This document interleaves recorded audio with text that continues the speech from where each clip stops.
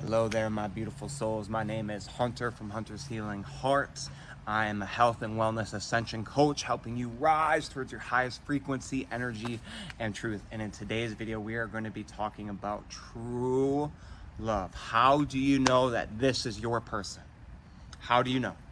And so we're going to be going over a couple things with that. But first, we're all imperfect. We all have a little bit of flaws, insecurities, weaknesses, but the key component is, can you work with that? Can you move forward with that? And a key indicator is if this is your person is the traits of who they are, how they show up when things are good, when things are bad, and what they've presented thus far. Would you want that emulated in a kid? Would you want that for your son, for your daughter? Would you want them to become the person that your partner is? And if the answer is no, that is all the awareness and insight that you need in that moment. They're not your person yet. And so with it, it's starting to become those things yourself, guys. How would you be happy if your son was exactly who you are in this moment in terms of everything, their values, how they show up, the actions they're taking in life? And that is the key, and a question you could ask that will give you so much insight and clarity if this person is your person. So that's one component, right? Great question to ask. Following up on that, when you're in the dating field, do you want to spend the rest of your life with this person? Do you see a future with this person? And is it allowing you to grow and evolve? Because with the right person, you should be glowing up. Your cup should be so fulfilled, so vibrant, so radiant that people around you notice the difference. Like, hey, you're happier, you're more alive, there's more blessings in your life, your energy feels more radiant, there's more vitality, there's more truth and expansion. That is a key indicator. So some questions in summary to go over that is: one, do you want the traits of this person to be passed down into your daughter, into your son? Is this a person you want to spend the rest of your life with, marry, and create a future with?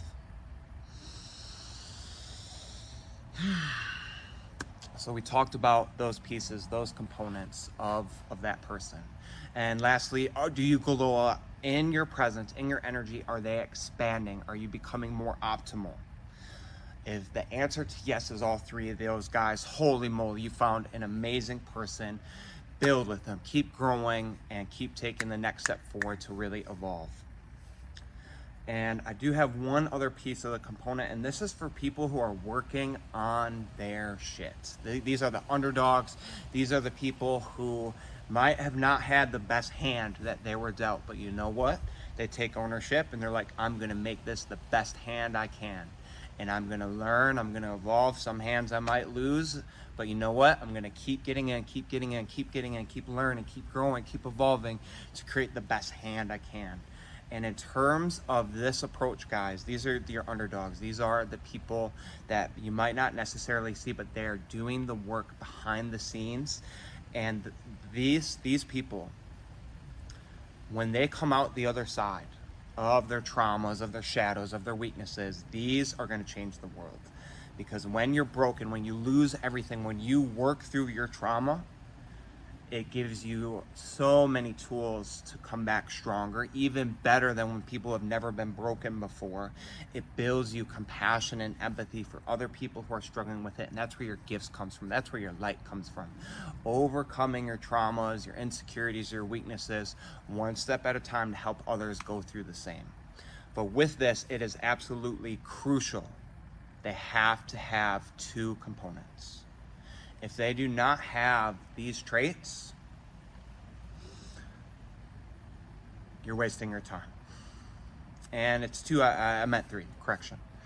The first one is self-reflection. Does this person analyze their behaviors, analyze their actions, and see how they're showing up in certain dynamics? Because if they do not have the capacity to self-reflect, they will not be able to change their behavior. Simple as that. And typically, if there's a lack of self-reflection, there's blockages and barriers in terms of their emotionality, in terms of their traumas and some of the experiences that come up. And they might have learned it's not safe, or it brings up certain things in them that they don't want to experience and feel. So there's always a reason why, right? And ultimately, if you're going to bet on potential, you have to see if they have that trait, because it will lead to the next one, and that is accountability and ownership. Do they take accountability for where they're at? Do they acknowledge where they were out of alignment, where they made mistakes, where they messed up? Because that is the only way you could change behavior. You have to take full ownership of your life, of your insecurities, of your weaknesses, and how that's showing up in your external environment. If you are not doing this, what happens is you blame external things, right? And it's like, oh, the relationship didn't work with that person because they had these issues, and oh, I was given a terrible hand, and oh, I hurt my leg, that's why I didn't make it big, and the universe keeps hitting me. And they're in a victim mentality. It keeps them safe, and they don't get to experience their failures. They don't get to experience their shame or their guilt or their areas that aren't integrated yet. And ultimately, what will happen is, if you're in a relationship with an individual like this, it will always be your fault. It will always be your fault. And you can't work with that. You need someone who shows up, can acknowledge it, and this leads to apologies. Relationships, guys, they're ebbs and flows. You're gonna have times where you're building the honeymoon, everything's beautiful, and then you have slight ruptures, insecurities come up, weaknesses, traumas, life. And it's through those phases where true love is determined, where commitment is determined, and then you go stronger. You get even better. The connection, the love is even more potent and fulfilling. But you have to have those tools to get through those moments of the down. And the last one is progress. Because you're not going to change overnight. There are so many systems in your body in terms of your mental, your thoughts, your beliefs, and how that intertwines with your emotions, with these feedback loops, and then they can intertwine, interconnect, and then you have your nervous system, and you're not going to change all these in a month. Realistically, especially if it's with attachment issues, whether it's anxious, dismissive, cluster Bs, more so borderline narcissist, good luck. It's very rare, but it can happen.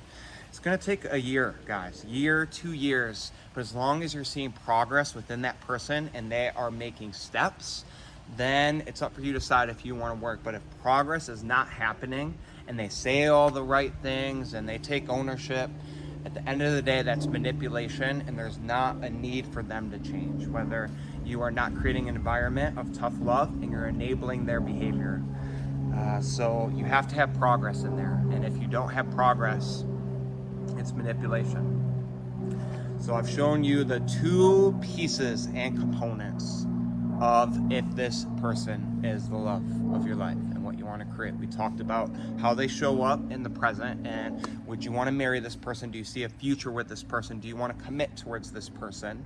You've seen how if you'd want the traits that they have now in your children, how they show up, how they act, their values, their integrity, their self-respect.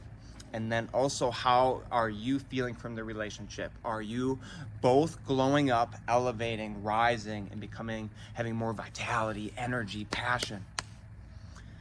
And those are for the people that are already at a good level. But you also have your underdogs, the people who are overcoming their stuff, putting in the work.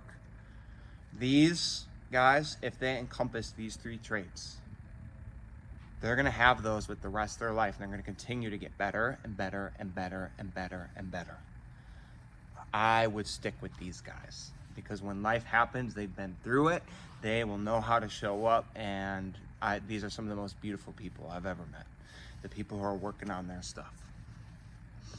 And then those three character traits. 1, self-reflection. Can they look at their behavior, reflect? Accountability and ownership. Can they acknowledge where they mess up, where they make mistakes, sincerely apologize, and are they making progress? So that is how you know if it is true divine love. I do offer one-on-one coaching to help you guys ascend, put yourself in the best environments, help release things that are no longer serving you, give you the tools to come into yourself and hold you accountable, give you the best support. I want to fill your cup up so high.